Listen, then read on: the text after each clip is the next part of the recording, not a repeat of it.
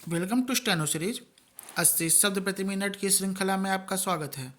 डिटेशन पाने के लिए चैनल को सब्सक्राइब कर लीजिए और बगल में बेल आइकन को ऑन करिए, जिससे आपको डेली डिटेशन की नोटिफिकेशन मिल सके।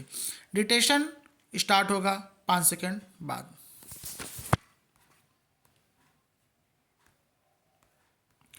Ready, start. यह कोई छिपा तथ्य नहीं है कि अंतरराष्ट्रीय घटनाक्रम पूरे विश्व को प्रभावित करते हैं। युद्ध जैसे हालात तो और भी ज़्यादा।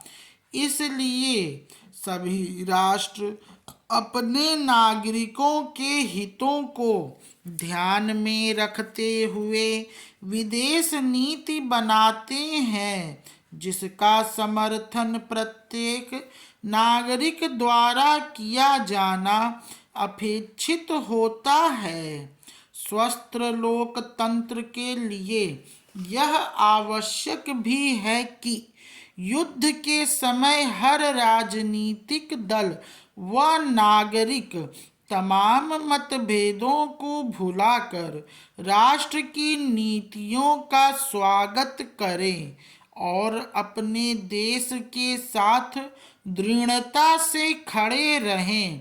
भारत का दुर्भाग्य है कि संकीर्ण राजनीतिक स्वार्थ के कारण सत्ता से बेदखल किए गए राजनीतिक दल सरकार को बदनाम करने और देश में अराजकता फैलाने का कोई अवसर नहीं चूकना चाहते। वे साथ देने के बजाय सरकार को अस्थिर करने का ही प्रयास करते रहते हैं और अपने शासन काल की अव्यवस्थाओं को भुलाकर अफवाह फैलाने में जुट जाते हैं। इजरायल, अमेरिका और ईरान युद्ध में पेट्रोलियम पदार्थों की आपूर्ति में आए व्यवधान को देश का विपक्ष आपदा में अवसर समझ रहा है और सरकार को घेरने का प्रयास कर रहा है।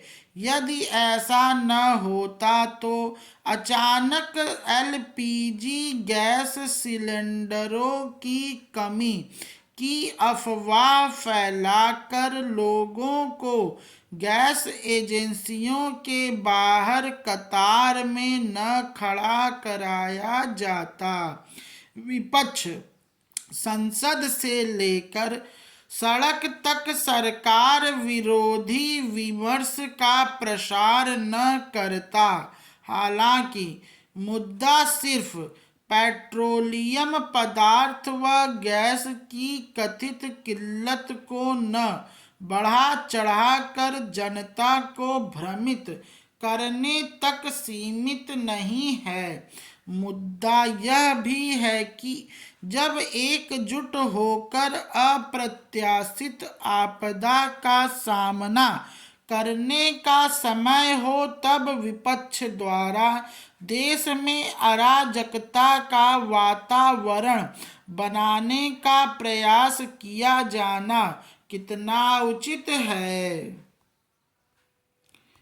ईरान और इजराइल अमेरिका युद्ध के कारण हमारे देश में कच्चे तेल सहित कई जरूरी सामग्रियों की आवाजाही बाधित हो रही है। ऐसे में सरकार का साथ देने के बजाय संसद में विपक्ष बार बार आलोचना में जुटा है। जब सरकार गैस, तेल व अन्य आवश्यक सामग्रियों की अबाध आपूर्ति सुनिश्चित करने के लिए दिन रात प्रयास कर रही हो, तब इस तरह लोगों को भ्रमित करना उचित नहीं।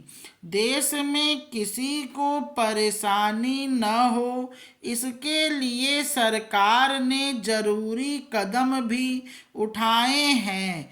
इसलिए विपक्ष को सहयोग करना चाहिए और लोगों तक राहत पहुंचाने में सरकार की मदद करनी चाहिए, क्योंकि देश और जनता की भलाई की जिम्मेदारी सत्ता और विपक्ष दोनों की है।